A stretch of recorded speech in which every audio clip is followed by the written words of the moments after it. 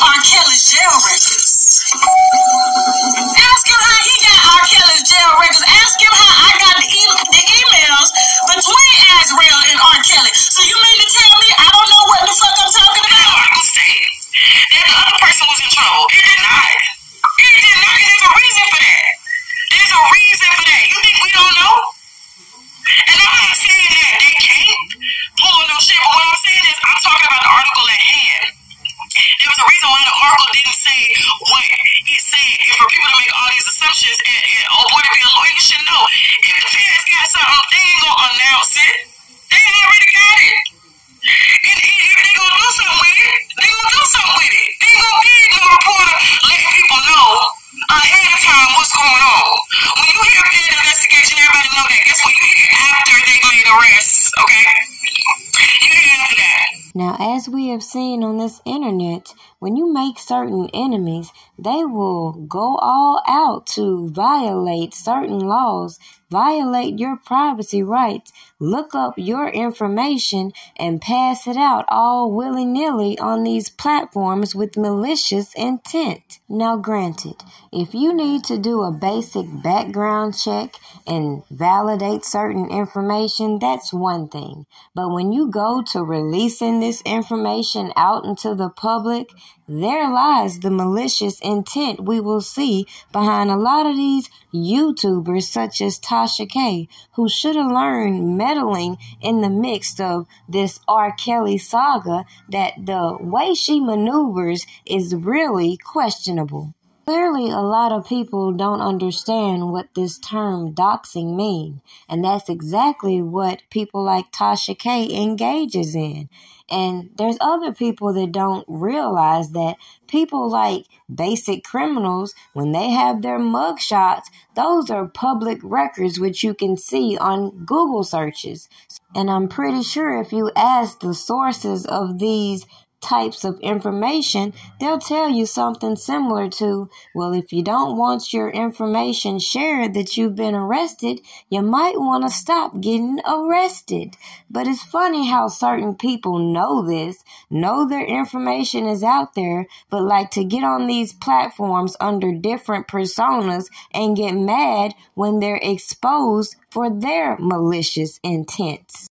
So as I watch this Tasha K and Charleston White saga begin, it's very interesting that a lot of the rhetoric he's used to go at other people is coming right back at his ass. Check it out. Yeah, right. What's been going on, man? Oh, man, nothing. Sitting here talking to these people, telling about when I raped this one girl one time. Bitch come home with me, let me eat on her pussy. We worked together. She was allowed to me. She let me...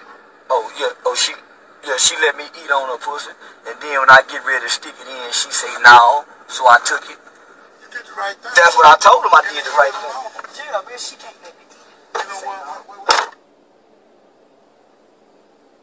I verbally abuse women. And I'm mentally abusive, and I do some psychological abuse. It all warns what the bitch do. I'm a man that strongly believe that some women need their ass whooped and they pussy took. So I advocate rape too for some people. Some bitches need a good raping.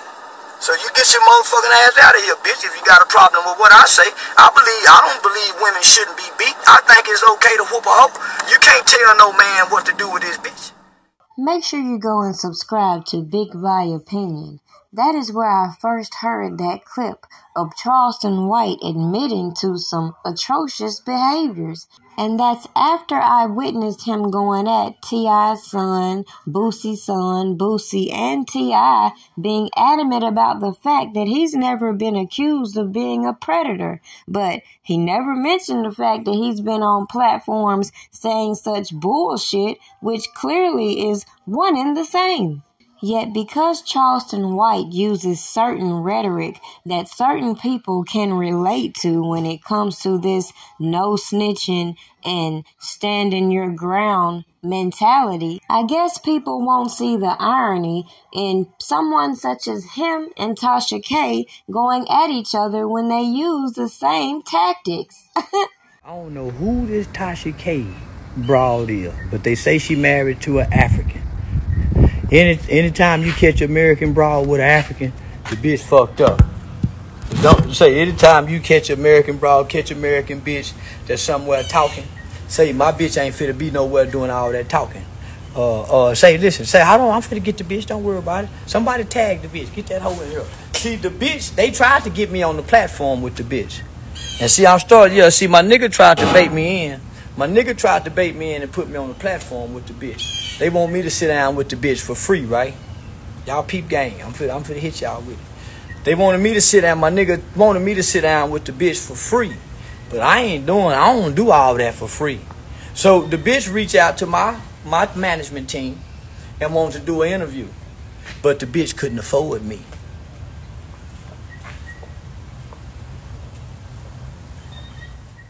Now, as previously mentioned, it's very strange that Tasha K can get away with all the federal interference she engaged in the R. Kelly case to really go back on public platforms and continue to display the same type of tactics she used in meddling in the case, such as doxing. Now, it may be safe to say that other people may be helping her retrieve people's personal information, but does that change the facts that she's the one who's going to put herself in the line of fire by publicizing the information she's getting? Maybe she's learned a little bit from the Cardi B lawsuit, in which she still owes her for, a better way to vet this information before she gets on her platform and gets to spilling the wine. I know one thing though. It's a lot of people that would like for people to just forget about her involvement in the R. Kelly case and how all of those things may come back just the same way Cardi B brought it to her doorstep. People stopped talking about her being in possession of prison records and alleged contraband. People stopped talking about how she helped to coerce federal witnesses. People stopped talking about how she helped disperse alleged evidence. It's so much that people stopped talking about when it came to Tasha K, and it got overshadowed by the Cardi B lawsuit without anybody looking at all the other celebrities Tasha K has done the same way and have failed to issue out that piece of accountability. Now, I said all that to say this.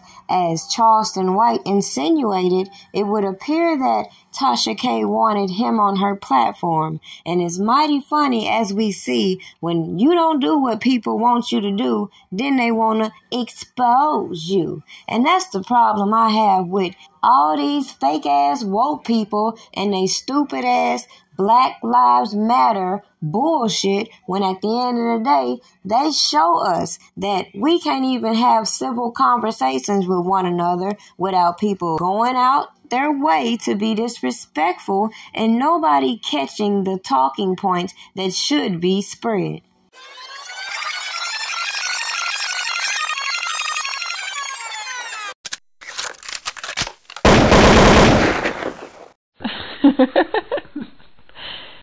See, what people fail to realize about me is I don't, como se dice, give a fuck.